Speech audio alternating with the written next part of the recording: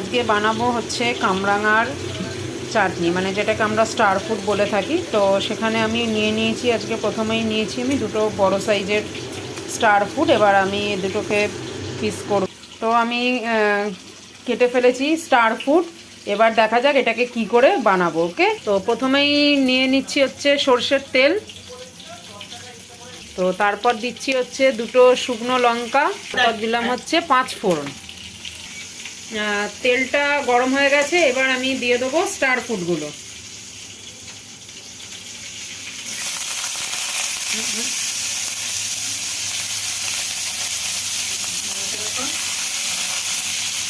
এবার এটাকে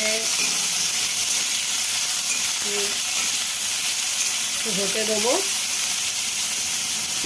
গাইস, এর মধ্যে আমি এখন দিয়ে দিচ্ছি একটুখানি হলুদ। এবার আমি দিয়ে দিচ্ছি